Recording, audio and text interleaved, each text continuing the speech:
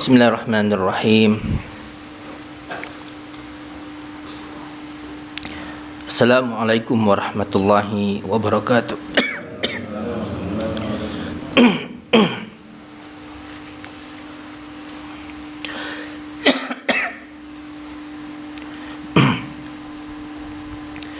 Innal hamdalillah nahmaduhu wa nasta'inuhu wa nastaghfiruh wa na'udzu billahi min shururi anfusina wa sayyiati a'malina. Man yahdihillahu fala mudilla lahu wa man yudlil fala hadiya lahu.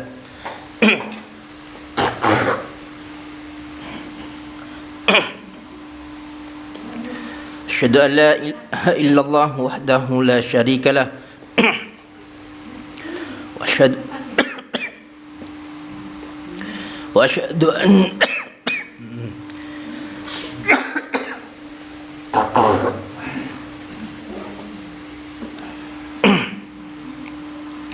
wa asyhadu anna Muhammadan abduhu wa rasuluh. Allahumma salli wa sallim ala nabiyyina Muhammadin wa ala alihi wa ashabihi wa man walah, amma ba'd.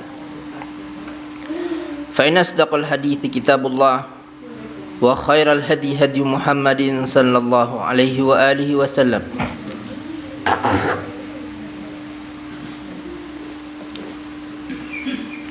Syarrul umuri muhdatsatuha fa inna kulla muhdatsatin bid'ah wa kulla bid'atin dhalalah wa kulla dhalalatin finnar. Kita lanjutkan kajian kita. Insyaallah hari ini kita akan masuk pada bab bid'ah. Tapi sebelumnya kita akan membaca kaidah tentang lafaz, tentang ungkapan. Pada dasarnya kita wajib menjaga lisan kita dari semua ucapan yang sifatnya haram. Bersumpah dengan selain nama Allah, ngerasani, menghina orang lain, berdusta, atau mengadu domba. Itu hukumnya wajib. Kenapa? Karena semua ucapan yang diucapkan manusia, sedikit atau banyak, akan dihisab oleh Allah Subhanahu wa taala. Kenapa? Karena suara yang keluar dari mulut kita yang itu berupa ucapan, ungkapan, itu diucapkan untuk maksud tertentu. Baik buruknya, sedikit banyaknya akan dihisab oleh Allah Subhanahu wa taala. Karena itu Allah Subhanahu wa taala mengatakan, ma yalfidhu min qaulin illa ladaihi raqibun atid. Dan tidaklah seseorang itu yalfidh, melafatkan sebuah lafaz, min qaulin illa ladaihi, melainkan di sisinya ada raqibun atid, ada malaikat raqib dan atid yang mencatat ucapan dia.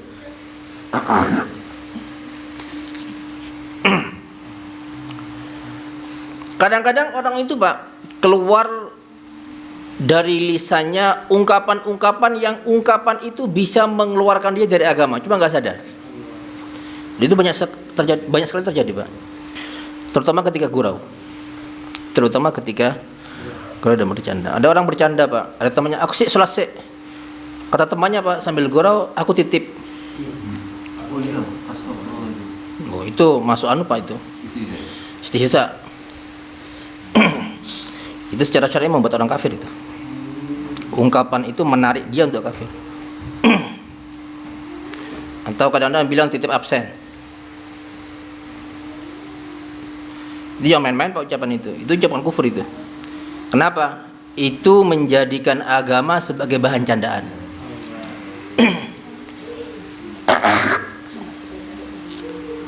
Atau ada orang bilang, ayo sholat dek, tidak masuk neraka. Ada orang mengatakan, Pak, waliyadzubillah Pak ya, dia mengatakan enak neraka, lek butuh sate kari manggang katanya. Waliyadzubillah. Itu menjadikan iqab, hukuman Allah sebagai bahan candaan. Gak ada uzur, itu nggak ada uzur itu, Pak. Itu pelakunya keluar dari agama. Nggak boleh. Adapun ungkapan-ungkapan yang muhtamal bisa jadi hinaan, bisa jadi dilarang, bisa jadi enggak, tergantung niatnya. Itu hindari Pak, enggak boleh. Yang muhtamal itu hindari. Itu masuk barang-barang syubhat namanya, harus dihindari. Seperti ada orang bilang, Pak, Al-Ikhlas, Al-Falaq dan An-Nas disebut dengan apa? Trikul. Itu sebenarnya secara bahasa Inggris itu enggak masalah. Apa ya, kayak apa ya? 3 surat yang diawali dengan kul. Tapi kadang-kadang lapas seperti itu, Pak, dia dibuat apa namanya? Dibuat candaan. Kayak orang bilang, Pak, setiap salat baca qul huwallahu ahad. Kalkul tok ae. Itu yang dengar ketawa, Pak. Itu menjadikan bahan agama, bagian apa ya? Sesuatu yang berbau agama dijadikan sebagai bahan candaan. Dan itu haram hukumnya Nabi. Dan menjadikan agama sebagai bahan candaan, Pak, nggak ada khilaf di kalangan ulama bahwasanya itu merupakan bagian dari mukaffirat yang membuat orang kafir, yang bisa membuat pelakunya keluar dari agama. Makanya, Pak, bab bercanda itu hati-hati. Kadang-kadang orang bercanda itu kebablasan. Karena bercanda kebablasan.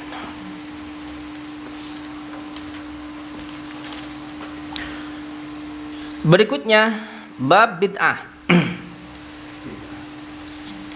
Ini bab yang paling Pak, paling apa namanya? Paling riskan. Kalau diomongkan paling banyak apa ya? Paling banyak sanggahan. Begini, Pak. Rasulullah sallallahu alaihi wasallam diutus ke muka bumi untuk apa? Ngajak ibadah. Jadi Rasulullah diutus ke bumi, walaqad ba'atsna fi kulli ummatin rasulan. Apa misinya? Ani'budullah.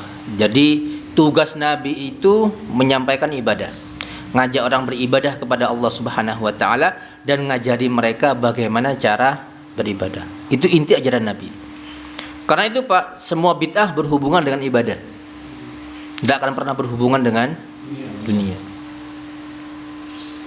Semua bid'ah yang dilarang dalam syar'i yang berhubungan dengan masalah ibadah. Kenapa? Karena itu inti Nabi diutus.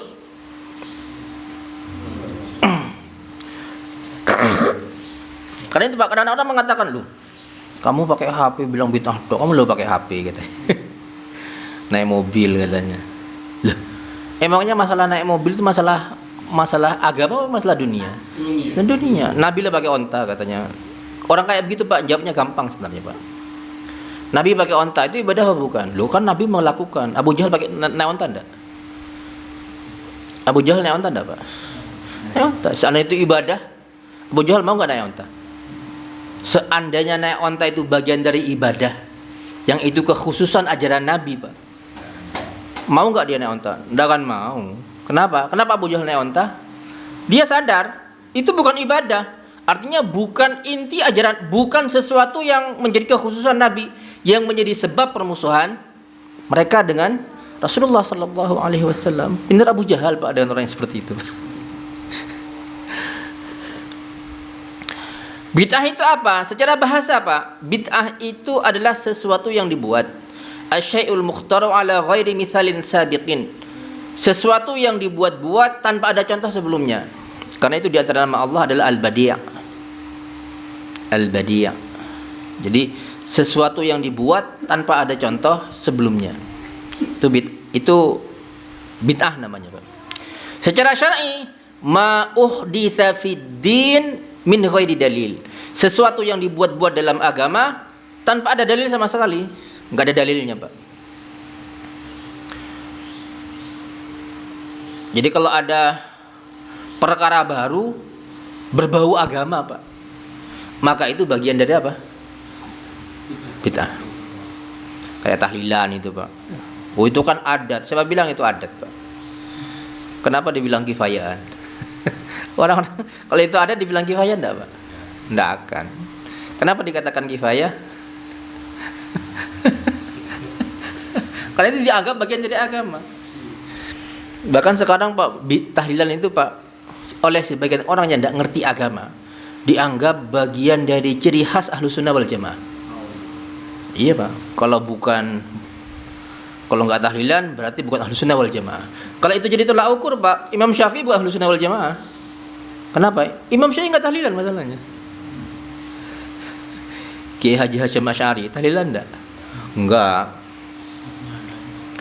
Enggak tahlilan dia. Berarti Kiai Haji Asy'ari bukan ahlu sunnah wal jamaah. Seandainya tahlilan dijadikan sebagai apa? Tolak ukur ahlu sunnah apa enggak? Zikir jamaah. Karena sekarang ada buku Pak. Jadi mereka buat semacam dawabit. Dawabit itu ketentuan. Kapan orang itu dianggap ahlu sunnah apa enggak? Ciri-ciri ahlu sunnah itu pertama mau zikir jamaah. Loh. Ini yang buat sebenarnya enggak ngerti Pak. Enggak ngerti sebenarnya. Kalau dikatakan zikir jamaah itu bagian dari apa namanya? Asal jamaah. Imam Syafi'i itu mazhabnya nggak boleh suara keras, nggak usah jamaah Pak. Zikir suara nyaring setelah sholat itu nggak disyariatkan dalam mazhab Syafi'i. Nggak usah jamaah, keras saja nggak boleh. Iya Pak, saya pernah baca Pak di masjid Pak, gede tulisannya. Ciri-ciri ahlu sunnah wal jamaah aswaja. Zikir mau zikir berjamaah. Waliyadzubillah. Itu kalau kita diskusikan Pak dengan mereka, tidak akan terima mereka Pak. Karena mereka maunya ahlu sunnah versi mereka. Ahlu sunnah versi mereka. Kemudian aqsamul ibtida', macam-macam bid'ah. Yang pertama ibtida'un fil adat. Perkara-perkara bid'ah dalam urusan adat keduniaan, kebiasaan dunia Pak. Maka ini enggak mengapa. Seperti nemu mobil, nemu HP, nemu apa namanya? Sepeda motor namanya Pak. Itu perkara dunia, enggak mengapa. Kenapa? Karena dalam urusan-urusan dunia hukum asalnya adalah mubah. Yang kedua, bid'ah dalam urusan agama, ini hukumnya haram, tidak boleh. Jadi agama itu Pak, perbuatannya harus diperintahkan, caranya harus sesuai dengan syariat. Jumlahnya pun kalau ditentukan harus sesuai dengan tuntunan syariat. Waktunya, tempatnya, seandainya ditentukan tempatnya Pak, maka apa? Tidak boleh keluar dari syariat. Kayak haji Pak, ada usulan dulu Pak, haji tiap bulan. Iya Pak, karena haji terlalu lama, kemudian ada seorang profesor Pak mengusulkan haji tiap bulan. Waliyadzubillah. Hah? Hajinya tiap bulan katanya. Waliyadzubillah.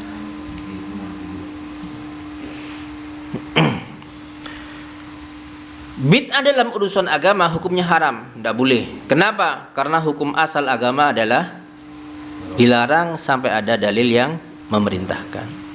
Jadi kalau urusan dunia Pak, hukumnya adalah halal asalnya. Kalau ada larangan baru terlarang. Kalau urusan agama dibalik, hukum asalnya adalah terlarang sampai ada dalil yang memerintahkan. Bahkan syariat-syariat dahulu Pak, umat-umat terdahulu, kalau dilakukan oleh nabi-nabi terdahulu, pada masa nabi Pak, kalau nggak diperintahkan jangan dilakukan. Kalau nggak diperintahkan jangan dilakukan.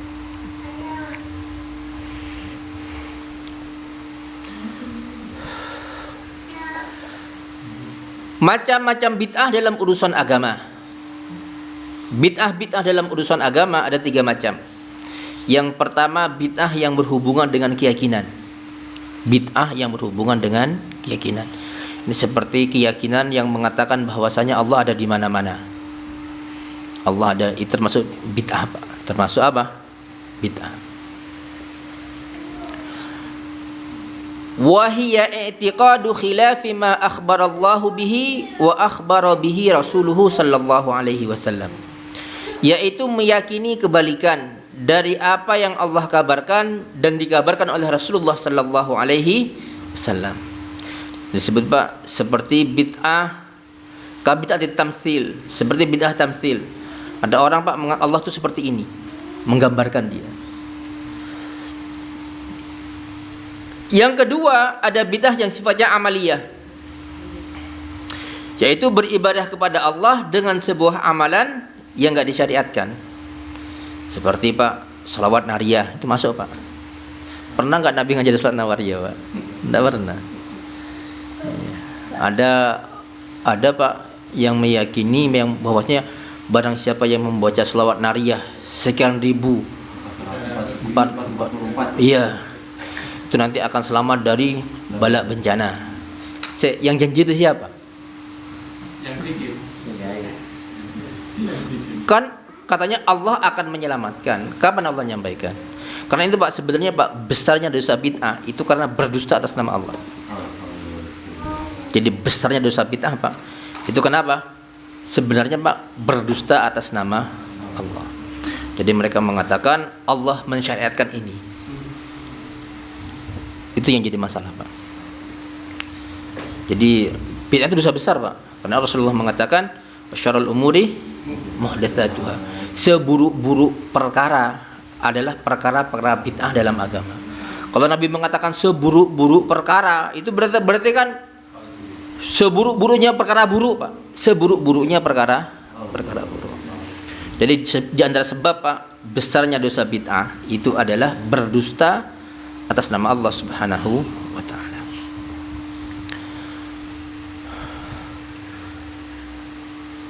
Atau menambahi sebuah ibadah yang sebenarnya disyariatkan. Nambah ibadah Pak. Contohnya Pak, sebelum adzan baca sholawat. Ada kan Pak ya? Sebelum adzan baca sholawat dulu. Panjang baru adzan. Sebenarnya Pak, ini termasuk melafadzkan niat sebelum sholat. Itu masuk bab ini, menambahi. Atau mengurangi syariat yang sudah ada. Lafadznya sudah genap, dikurangi sama mereka. Contohnya Pak, ada orang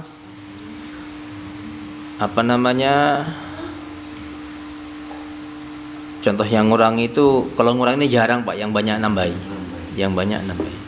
Karena manusia itu Pak merasa nggak cukup dengan sesuatu yang sudah ada, kurang Pak. Sebenarnya sunnah itu Pak sudah banyak Pak. Seandainya semua sunnah itu semua kita amalkan semua, nggak sempat kerja kita. Iya, nggak sempat kerja Pak kalau semuanya diamalkan. Loh, terus untuk apa sunnah terlalu banyak seperti itu? Sebenarnya Pak, banyaknya syariat itu untuk apa? Orang-orang kadang Pak, jadi ini berat, ini yang gampang. Karena ini berat, yang ini gampang. Jadi mereka bisa milih. Kayak doa iftitah Pak setelah takbiratul ihram, itu banyak sekali macamnya Pak. Ada yang panjang, ada yang pendek. Sebenarnya Pak, itu merupakan keringanan dari agama. Terserah pilih yang mana. Yang paling gampang menurut sampean yang mana? Atau yang paling sampean butuhkan menurut sampean yang mana? Terserah. Itu milih namanya Pak. Selama kita milih yang ada dalilnya Pak, tidak mengapa. Yang sudah ada jangan ditambahi, jangan dikurangi.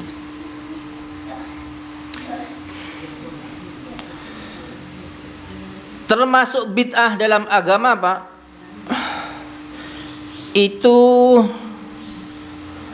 melakukan sebuah bentuk ibadah yang masyru'. Ibadahnya masyru' Pak. Cuma tata caranya enggak sesuai dengan syariat.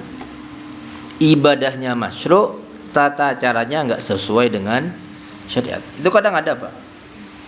Contohnya Pak, puasa Ramadan. Puasa kan ada syariatnya Pak. Mulai terbit terbit fajar sampai terbenam matahari. Itu sudah. Tapi ada orang Pak yang tata cara puasanya itu berbeda. Tata caranya puasanya itu berbeda Pak. Kalau buka nanti jangan pakai daging. Ada Pak yang seperti itu. Puasa mutih namanya. Kata mereka puasa mutih. Jadi hanya boleh nasi tok. Tidak boleh ada lauknya. Puasa mutih namanya Pak. Itu puasa bid'ah Pak. Itu puasa bid'ah. Puasanya disyariatkan. Kadang-kadang mereka puasa Senin Kemis Pak. Puasa Senin Kemis tapi mutih. Senin Kemisnya disyariatkan, mutihnya enggak disyariatkan.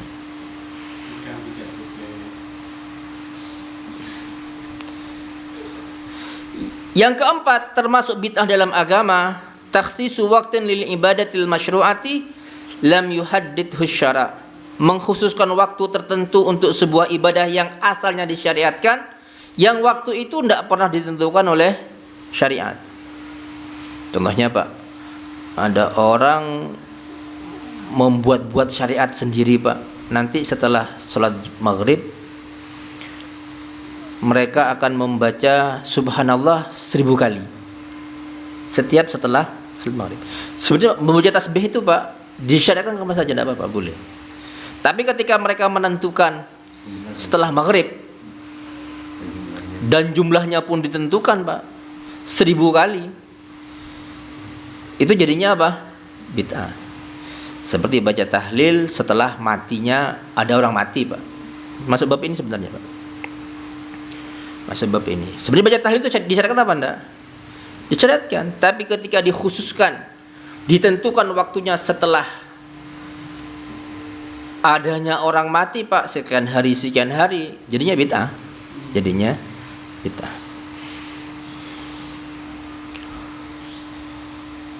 Atau contoh yang lain Pak, kalau ada orang hamil 7 bulan dibacakan surat Yusuf. Ben ganteng jadi Pak. Bacakan Al-Baqarah biar kuat jana. Talfil. Iya. Itu termasuk Pak. Membaca Quran sebenarnya diapakan? Disyariatkan. Cuma ketika ditentukan waktunya, ada apa ya? Mereka menentukan waktu tertentu untuk sebuah ibadah yang sebenarnya bebas dilakukan kapan saja, kemudian ditentukan Pak, maka apa? Maka itu jadinya bid'ah, tidak boleh.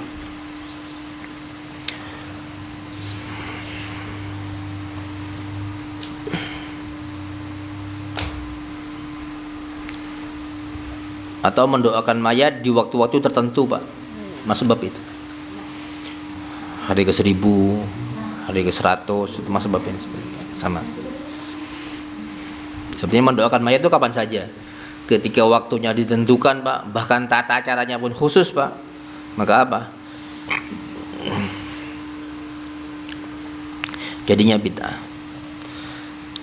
Kemudian jadi bid'ah yang sifatnya i'tiqad, keyakinan, bid'ah yang sifatnya amal, terus ada bid'ah yang sifatnya meninggalkan Pak. Bid'ah tarkiyah namanya. Sebenarnya Pak, meninggalkan sesuatu yang oleh agama diperintahkan untuk ditinggalkan, itu bagian dari ibadah. Itu bagian dari ibadah. Ketika ada orang beribadah dengan cara meninggalkan sesuatu, padahal ibadahnya itu, padahal yang diperintahkan oleh agama itu enggak diperintahkan untuk ditinggalkan, maka itu bagian dari bid'ah. Contohnya orang apa namanya Pak yang enggak mau makan daging itu Pak, vegetarian. Jadi mereka meninggalkan, tidak mau makan daging itu Pak, bukan karena mereka takut darah tinggi, bukan Pak, tapi karena mereka apa? Meyakini itu enggak boleh.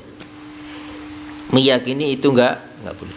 Tapi kalau meninggalkan sesuatu karena kalau makan itu nanti berbahaya maunya Pak, itu bukan karena agama namanya. Jadi yang membuat dia untuk apa ya, ingin meninggalkan sesuatu itu dorongannya bukan agama, bukan keyakinan, tapi apa? Penyakit atau medis Pak, atau medis. Maka itu enggak mengapa. Tapi kalau sebagai keyakinan Pak, maka itu enggak boleh. Kalau orang Bali itu Pak enggak mau makan sapi karena mereka nyembah sapi mereka. Subhanallah, gobloknya mereka Pak. Orang itu Pak kalau sudah terkena syirik Pak, akalnya tidak akan jalan Pak. Kayak orang India nyembah sapi, kencingnya diminum, kan aneh Pak ya. Kotorannya disucikan, kan sesuatu yang menjijikkan, jadinya apa Pak ya? Jadi sakral. Kayak di Jogja itu Pak, Kebo Bule, itu kan kotorannya jadi rebutan. Itu kan aneh Pak ya. Itu sudah keluar dari fitrah Pak, fitrah kemanusiaan. Fitrahnya manusia Pak, ngelihat kotoran seperti itu kan jijik. Orang kebo nggak bisa apa-apa, dibeli juga jadi makanan. Itu pun dikeramatkan, Yang keramat apanya? Waliyadzubillah. Makanya Pak, kalau kita paham tauhid, kuat memegang tauhid, syukuri Pak. Itu kenikmatan Pak. Karena kita beribadah untuk pencipta kita, tidak beribadah kepada makhluk yang kadang itu lebih rendah daripada kita. Atau meninggalkan menikah Pak. Karena ada orang Pak yang beribadah kepada Allah dengan cara meninggalkan nikah. Kalau bahasa Kristen selibat namanya Pak. Ya betul Mas ya. Selibat namanya. Jadi selibat itu mereka meyakini orang yang nggak mau menikah itu tanda orang suci. Tanda orang suci Pak.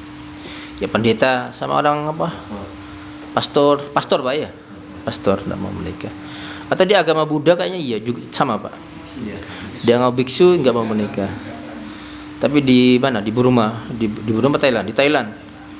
Itu ada biksu Pak, biksu muda, itu sama seorang pelacur banyak diperas. Ada belum lama beritanya.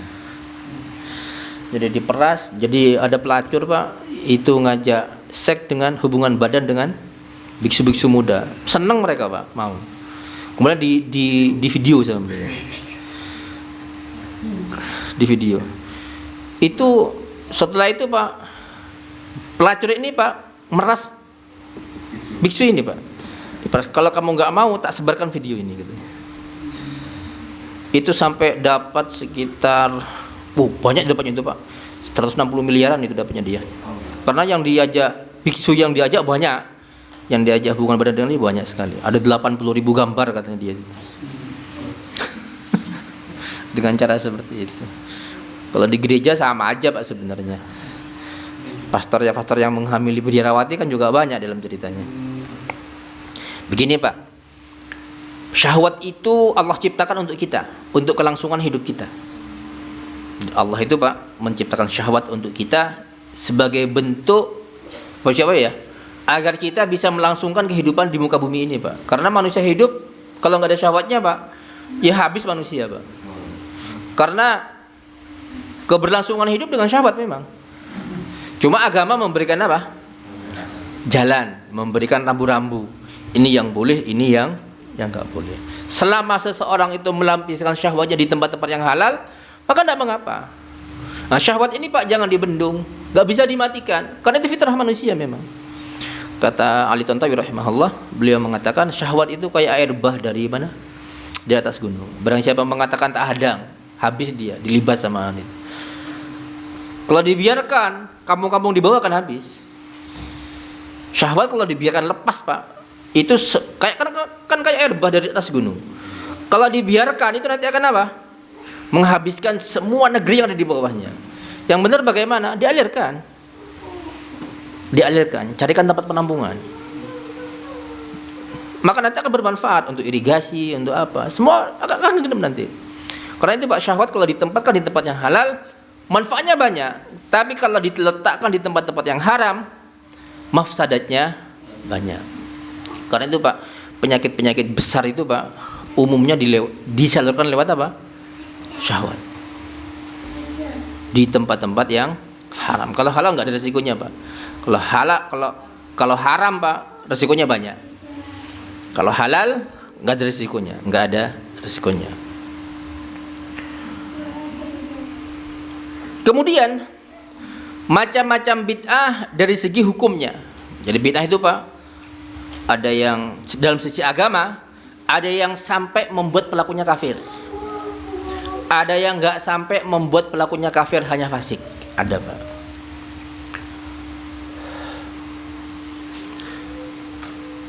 Bid'ah dari sisi hukumnya ada dua macam. Yang pertama bid'ahun mukaffirah, bid'ah yang membuat pelakunya kafir, membuat pelakunya keluar dari agama. Seperti ada orang yang mengatakan Quran adalah makhluk. Ini termasuk bid'ah yang mukaffirah. Atau bid'ah Rafidhah Pak, yang mereka mengatakan Quran yang ada di kita ini ada Quran yang palsu, nggak asli. Atau mereka mengkafirkan para sahabat. Atau meyakini sebuah keyakinan yang keyakinan itu bertentangan dengan agama. Seperti orang-orang Syiah Pak meyakini Aisyah itu berzina. Padahal Quran dengan jelas mengatakan, yarhamukallah. Padahal Quran dengan jelas mengatakan Aisyah tidak berzina, tapi mereka mengatakan Aisyah berzina. Yang kedua, ada fitnah mufassiqah, ada bid'ah yang membuat pelakunya tidak keluar dari agama, tapi mereka dihukumi fasik. Pelakunya berdosa akan tetapi tidak keluar dari agama. Seperti bid'ah zikir jamaah, Pak. Bid'ah zikir jamaah. Seperti bid'ah yang lain, Pak, mengkhususkan pertengahan bulan Sya'ban untuk beribadah kepada Allah. Masuk bid'ah itu, Pak. Dan perlu diketahui, Pak, bahwasanya bid'ah itu efeknya mesti buruk, Pak. Tidak ada bid'ah yang tidak membawa pada kesusahan, Pak. Tidak ada. Sampai cari aja, Pak, bid'ah apa yang bisa membuat orang itu nyaman? Tidak akan ada, Pak. Bid'ah tahlilan, oh efeknya banyak itu, Pak. Kalau sudah selesai tahlilan tinggal tahu ta'alan itu, Pak, berapa utangnya.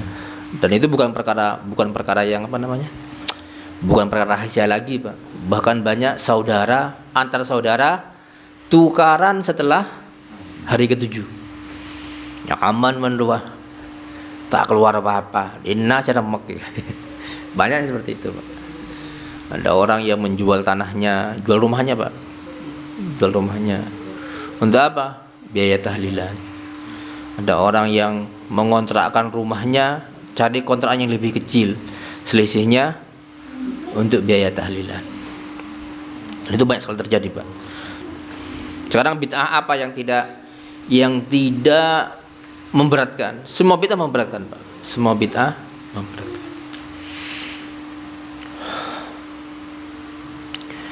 Kemudian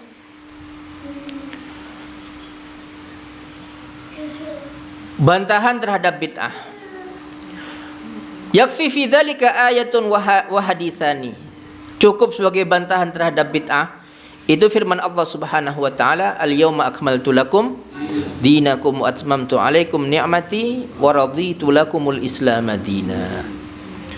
Pada hari ini aku sempurnakan untuk kalian agama kalian dan aku sempurnakan untuk kalian nikmat-nikmatku. Wa raditu lakumul Islam madina, dan aku ridha Islam sebagai agama kalian. Bid'ah ini, Pak, yang rusak, yang mencoreng nama baik Islam. Iya, Pak. Bid'ah ini yang mencoreng nama baik Islam. Bid'ah apa, Pak, yang tidak mencoreng nama baik Islam? Karena gara-gara bid'ah ini, Pak, Islam kelihatan rumit, mengganggu. Ambil contoh, Pak, sholawatan. Bayangkan, Pak, sound yang dipakai sound horak. Sholawatannya mulai pada Isya sampai jam 11 malam. Ganggu jalan. Iya, Pak. Itu, Pak, tetangganya ngungsi itu, Pak, kalau punya sakit jantung itu, Pak. Sakit ngungsi itu, Pak. Enggak usah itu, Pak. Ada orang sholat dengan suara keras, Pak. Sampingnya ada orang tidur. Ganggu yang tidur, Pak, enggak boleh keras sholatnya. Yang diganggu berapa orang? Satu. Kalau pakai sound hari diganggu berapa orang? Satu kampung. Iya, Pak. Bid'ah apa? Itu alasannya agama, Pak. Acara keagamaan. Kadang nutup jalan, Pak. Kadang nutup jalan. Saya pernah, Pak, terburu-buru. Jalan gede itu, Pak. Jalan kecamatan. Ditutup untuk acara sholawatan. Saya muter-muter nggak nemu jalan, Pak. Subhanallah. Tak tanya, ternyata acara yang sholawatan katanya. Itu bingungnya. Waliyadzubillah. Zikir setelah azan, Pak. Setelah azan kan ada zikiran biasanya itu, Pak. Itu, Pak, kita sholat itu, Pak, yang di dalam sonya 4. Di dalam ruangan, Pak. Pujian, nyanyi, view. Waliyadzubillah. Ganggu orang yang sholat, Pak. Ganggu orang yang sholat. Sana-sana Enggak ada. Jawa Tengah ada. Sudah ketularan. Ketularan. Sekarang bid'ah apa yang tidak memberatkan? Semua bid'ah memberatkan, Pak. Dan merusak nama baik Islam. Sekarang Pak bayangkan, Pak, apakah manusiawi, Pak, orang masuk rumah sakit sudah utang, setelah mati harus ngasih makan orang satu kampung. Logikanya Pak manusiawi benda, Pak? Kita nggak usah ngomong manusiawi benda. Kalau nggak tahlilan, Pak, dirasani, dianggap keluar dari Ahlus Sunnah wal Jamaah, dianggap gini, dianggap Wahabi. Yang itu yang paling menyakitkan, Pak, dianggap Wahabi, dianggap banyak sekali. Kan nggak manusiawi, Pak. Bukan cuma Anda berakhlak tuh, nggak manusiawi. Tetangga, Pak, yang ngerasani kalau punya utang cuma kasihan nih serunya utangnya. Kan cuma gitu, Anda kasih uang. Coba kasih uang selesaikan utangnya, kan gitu kan enak. Kayak udah mau boleh. Diselesaikan cuma dia udah mau boleh. Waliyadzubillah. Jadi tidak ada perkara tempat kalau Nabi mengatakan syarrul umuri muhdatsatuha, dan seburuk-buruk perkara itu adalah perkara-perkara baru dalam agama, enggak salah sama sekali, Pak. Benar, cek benarnya itu, Pak. Cek benarnya. Karena itu yang mencoreng nama baik agama. Yang kedua, qauluhu alaihi salatu wassalam, sabda Rasulullah sallallahu alaihi wasallam, man ahdatsa fi amrina hadza ma laysa minhu fahuwa raddun. Barang siapa yang membuat-buat perkara baru dalam urusan kami ini, itu agama kami ini, yang itu bukan bagian dari agama itu, fahuwa raddun, maka ia akan tertolak. Man amila amalan laysa alaihi amruna fahuwa raddun. Barang siapa yang melakukan sebuah perbuatan yang tidak ada perintahnya dari kami, maka amalan itu akan ditolak oleh Allah Subhanahu wa taala.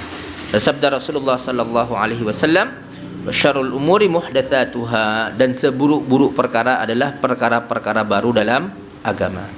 Wa kullu bid'atin dhalalah, dan setiap bid'ah itu adalah kesesatan. Wa kullu dhalalatin finnar, dan setiap kesesatan itu adalah neraka. Jadi orang berbuat bid'ah itu, Pak, bukan cuma enggak diterima loh, Pak. Dapat dosa. Selama ini, Pak, ada orang beranggapan bahwasanya kalau orang berbuat bid'ah cuma enggak diterima saja. Enggak. Bukan cuma enggak diterima, Pak. Dapat dosa. Dapat dosa. Kenapa dapat dosa, Pak? Ia melanggar larangan berbuat bid'ah. Sekarang pertanyaan lagi, Pak, adakah bid'ah hasanah? Kan ada orang, Pak, membagi bid'ah menjadi dua. Ada bid'ah sayyi'ah, ada bid'ah hasanah.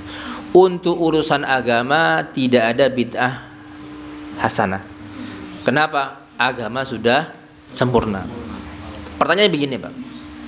Kalau kita katakan ada bid'ah hasanah, ketika Nabi diutus, kemudian beliau meninggal. Ketika meninggal sudah sempurna apa belum? Enggak. Sebenarnya sudah sempurna apa belum? Sempurna. Itu keyakinan, Pak. Enggak bisa enggak? Al-yauma akmaltu lakum dinakum. Sempurna agama itu. Seandainya dengan adanya sebuah penambahan, kok tambah api, tambah bagus, berarti yang di masa Nabi, Pak, sempurna apa enggak? Belum berarti. Karena sesuatu, Pak, kalau sudah sempurna berarti tidak memerlukan tambahan. Oh, sudah sempurna, tapi kan lebih sempurna. Berarti apa? Sebelumnya belum sempurna berarti. Karena sesuatu berarti, Pak, perbuatan orang belakangan lebih baik daripada perbuatan Nabi. Berarti ada sebuah kebaikan yang belum diketahui oleh Nabi, atau sudah diketahui tapi belum disampaikan. Itu merupakan tuduhan terhadap Nabi, bahwasanya Nabi tidak menyampaikan semua ajaran agama yang Allah sampaikan kepadanya. Enggak boleh, Pak. Makanya, Pak, bid'ah itu sebenarnya kata Imam Malik, manibtada'a bid'atan yaraha hasanatan faqad za'ama anna Muhammadan khanar risalah. Barang siapa yang membuat sebuah bid'ah kemudian dia melihat bid'ahnya itu adalah bid'ah hasanah, berarti dia telah menuduh Muhammad mengkhianati ar-risalah. Kenapa? Karena Allah sudah al-yauma akmaltu lakum dinakum. Karena pada hari ini telah aku sempurnakan untuk kalian agama kalian. Berarti ada ajaran yang baik yang belum disampaikan sama Nabi. Itu logikanya Pak. Seandainya dikatakan ada bid'ah hasanah. Kemudian Allah Subhanahu wa taala mengatakan kullu bid'atin dhalalah. Setiap bid'ah adalah kesesatan. Semua bid'ah adalah sesat.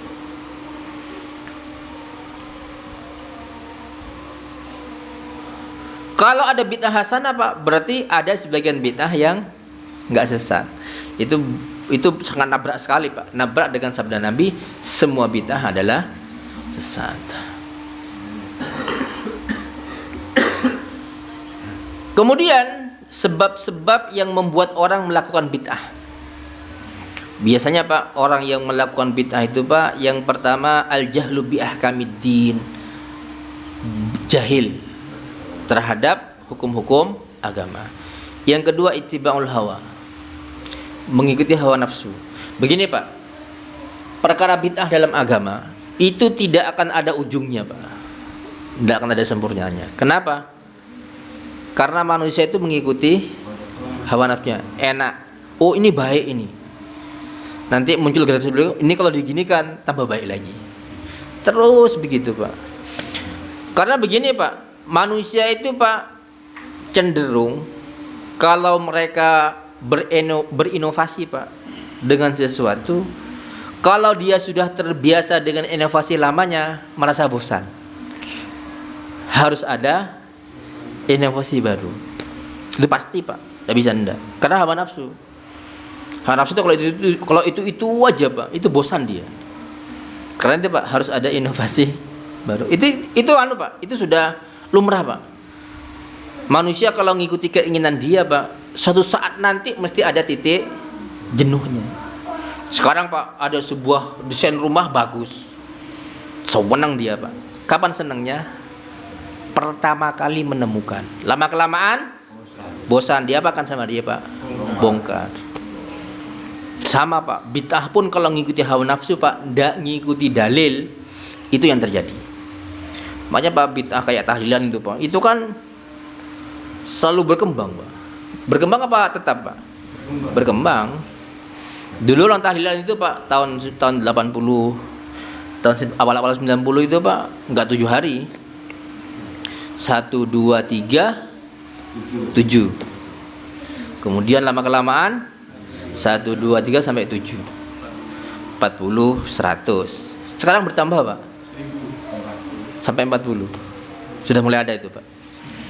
Kalau dulu Pak, orang mati hari ke-7, sudah hari ke-7 aja.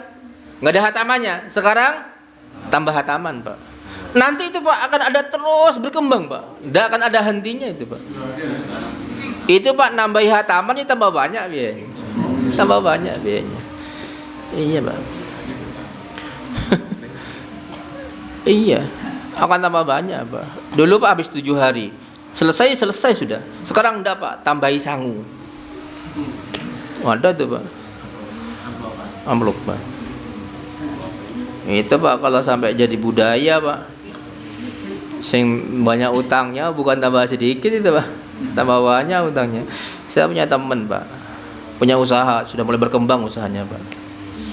Setelah dia sudah mulai berkembang usahanya Pak, modal kan pas-pasan tidak banyak Pak. Bapaknya meninggal. Habis hari ke-7 Pak, modalnya habis untuk biaya tahlilan. Kata dia, ngagak sogi ya, Pak mati ada tanggung bedel. Iya Pak, itu kenyataan itu.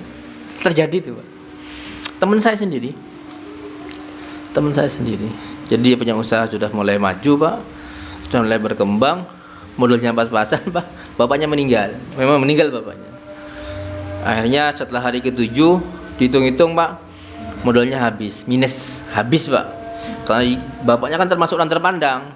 Jadi kan suguhannya beda Pak. Suguhannya beda. Akhirnya ya Pak, mungkin modalnya habis Pak. Kalau cerita ke teman-teman itu Pak, dulu masih baru meninggal bapaknya, aduh ngagak sogi kok apa ya? Tanggung bedet ada kayak tahlilan nih. Ya, dia ngomongnya memang seperti itu ngomongnya Pak. Itu bukan cerita, bukan ngomong seperti itu maknanya. Karena dia ketika di pondok dulu Pak, kan sering diajari sama ustadz, tahlilan itu tidak boleh gini. Ketika pulang ke masyarakat, mungkin keluarganya nggak siap Pak, nggak siap dengan apa? Dengan tekanan masyarakat. Jadi mau tidak mau harus ada tahlilan. Akhirnya ya seperti itu Pak namanya. Insyaallah pada pertemuan yang akan datang kita akan melanjutkan asbabun addat ila zuhuril bid'ah, sebab-sebab yang menyebabkan munculnya bid'ah. Aqulu qawli hadza wa astaghfirullah li wa lakum innahu huwal ghafurur rahim. Subhanakallahumma bihamdika asyhadu an la ilaha illa anta astaghfiruka wa atubu ilaik. Assalamualaikum warahmatullahi wabarakatuh.